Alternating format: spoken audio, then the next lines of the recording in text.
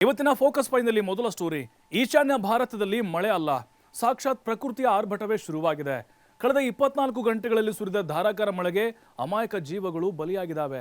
ಅಷ್ಟೇ ಅಲ್ಲ, ಹಲವಾರು ಊರುಗಳು ಉದ್ಭವ ಆಗಿರೋ ಪ್ರವಾಹದಲ್ಲಿ ಸಮಾಧಿ ಆಗೋಗಿದೆ. ಅಷ್ಟಕ್ಕೂ ಇಲ್ಲಿ ಮಳೆಗಾಲ ಬಂದ್ರೆ ಯಾಕೆ ಜಲಕಂಟಕದ ದಿನಗಳು ಆರಂಭ ಆಗುತ್ತೆ, ಹಾಗೂ ಪ್ರತಿ ಬಾರಿ ಮಳೆ ಸುರಿದಾಗ ಯಾಕೆ ಜಲವ್ಯೂಹ ಸೃಷ್ಟಿಯಾಗುತ್ತೆ?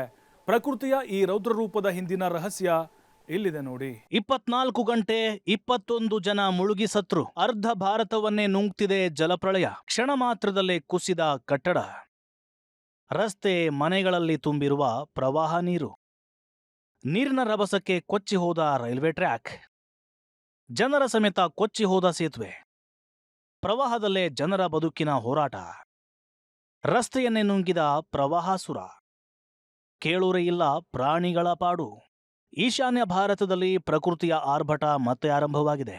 ಕಳೆದ 24 ಗಂಟೆಗಳಲ್ಲಿ ಸುರಿದ ಧಾರಾಕಾರ ಮಳೆ ಇಡೀ ಪ್ರದೇಶವೇ ಬೆಚ್ಚಿ ಬೀಳುವಂತೆ ಮಾಡಿದೆ. ಅದಕ್ಕೆ ಸಾಕ್ಷಿಯಾಗಿದೆ ಈ ಭೀಭತ್ಸ ದೃಶ್ಯಗಳು. ರಸ್ತೆ ಸೇತುವೆಗಳು ನೀರಿನ ಹೊಳೆಗೆ ಸಿಲುಕಿವೆ, ಮನೆಗಳು ಜಲಾವೃತವಾಗಿವೆ. ನಿನ್ನೆವರೆಗೂ ಬದುಕಿನಿಂದ ತುಂಬಿದ್ದ ಹಳ್ಳಿಗಳು ಇಂದು ನೀರಿನ ನಡುವೆ ದ್ವೀಪಗಳಂತೆ ಕಾಣುತ್ತಿವೆ. ಈ ಭೀಕರ ಮಳೆಗೆ ಈಗಾಗಲೇ 21ಕ್ಕೂ ಹೆಚ್ಚು ಜನ ಬಲಿಯಾಗಿದ್ದು 50ಕ್ಕೂ ಹೆಚ್ಚು ಮಂದಿ ನಾಪತ್ತೆಯಾಗಿದ್ದಾರೆ. ಅವರಿಗಾಗಿ ರಾಷ್ಟ್ರೀಯ ಮತ್ತು ರಾಜ್ಯ ವಿಪತ್ತು ನಿರ್ವಹಣಾ ಪಡೆಗಳು ನಿರಂತರ ಶೋಧ ಕಾರ್ಯ ನಡೆಸುತ್ತಿವೆ. ಇನ್ನು ಸಾವಿರಾರು ಜನರನ್ನ ದೋಣಿಗಳು, ಹೆಲಿಕಾಪ್ಟರ್ಗಳು ಮತ್ತು ರಕ್ಷಣಾ ತಂಡಗಳ ಮೂಲಕ ಸುರಕ್ಷಿತ ಸ್ಥಳಗಳಿಗೆ ಸ್ಥಳಾಂತರಿಸಲಾಗಿದೆ. ಸದ್ಯಕ್ಕೆ ಅವರಿಗೆ ಬೇಕಾಗಿರುವಂತಹ ಅಗತ್ಯ ವಸ್ತುಗಳ ಸೌಲಭ್ಯವನ್ನು ಒದಗಿಸಲಾಗಿದೆ.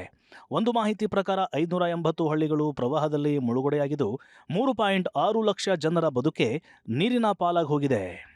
ಸದ್ಯಕ್ಕೆ ಮಳೆಯ ಅಬ್ಬರ ಕಡಿಮೆಯಾಗೋ ಯಾವುದೇ ಲಕ್ಷಣ ಕಾಣಿಸ್ತಿಲ್ಲ. ಬ್ರಹ್ಮಪುತ್ರ ನದಿ ಸೇರಿದಂತೆ ಇನ್ನೂ ಹಲವು ನದಿಗಳು ಅಪಾಯದ ಮಟ್ಟ ಮೀರಿ ಹರಿತಿದ್ದಾವೆ. ನದಿ ತೀರದ ಗ್ರಾಮಗಳು ಸಂಪೂರ್ಣ ಜಲಾವೃತವಾಗಿದ್ದು ಜನ, ಶಾಲೆಗಳು, ಪರಿಹಾರ ಕೇಂದ್ರಗಳು ಮತ್ತು ಎತ್ತರದ ಪ್ರದೇಶಗಳಲ್ಲಿ ಆಶ್ರಯ ಪಡೆದಿದ್ದಾರೆ. ಮಕ್ಕಳಿಂದ ವೃದ್ಧರವರೆಗೆ ಸಾವಿರಾರು ಜನ ಪ್ರವಾಹದ ನಡುವೆ ದಿನ ಕಳೆಯುವಂತಾಗಿದೆ. ಒಂದೇ ಒಂದು ಮಳೆಗೆ ಈಗ ಅಸ್ಸಾಂ ತತ್ತರಿಸಿ ಹೋಗಿದೆ. ಹಾಗಂತ ಇಲ್ಲಿ ಪರಿಸ್ಥಿತಿ ಈ ರೀತಿ ಭಯಾನಕ ಆಗಿದ್ದು ಇದೇ ಮೊದಲ ಬಾರಿಯಲ್ಲ. ಪ್ರತಿ ಬಾರಿ ಮಳೆಗಾಲ ಬಂದರೆ ಸಾಕು ಈ ಭಾಗ ಜಲಶಾಪಕ್ಕೆ ತತ್ತರಿಸಿ ಹೋಗುತ್ತೆ. ಇದಕ್ಕೆ ಕಾರಣ ಏನು ಅಂತ ಈಗ ವಿಜ್ಞಾನಿಗಳೇ ಆ ರಹಸ್ಯವನ್ನ ಬಯಲು ಮಾಡಿದ್ದಾರೆ. ಅಸ್ಸಾಂನ ಹೃದಯ ಭಾಗದ ಮೂಲಕ ಹರಿಯುವ ಬ್ರಹ್ಮಪುತ್ರೆ ಹಿಮಾಲಯದಿಂದ ಅಪಾರ ಪ್ರಮಾಣದ ನೀರನ್ನು ಹೊತ್ತು ತರುತ್ತೆ. ಭೂತಾನ್, ಅರುಣಾಚಲ ಪ್ರದೇಶ ಮತ್ತು ಮೇಘಾಲಯದ ಪರ್ವತ ಪ್ರದೇಶಗಳಲ್ಲಿ ಒಂದೇ ಸಮನೆ ಭಾರೀ ಮಳೆ ಸುರಿದ್ರೆ ಆ ನೀರೆಲ್ಲ ಕ್ಷಣಾರ್ಧದಲ್ಲಿ ಬ್ರಹ್ಮಪುತ್ರೆಯನ್ನ ಸೇರುತ್ತೆ.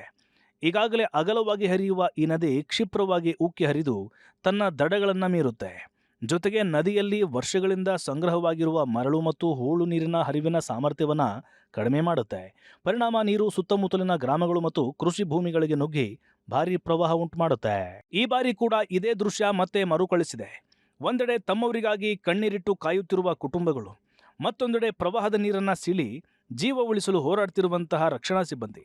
ನೀರಿನ ರಭಸ ಯಾವಾಗ ಕಡಿಮೆಯಾಗುತ್ತೆ, ನಾಪತ್ತೆಯಾದವರು ಸುರಕ್ಷಿತವಾಗಿ ಸಿಗ್ತಾರೆ ಎಂಬ ಆತಂಕ ಇನ್ನೂ ಮುಂದುವರೆದಿದೆ.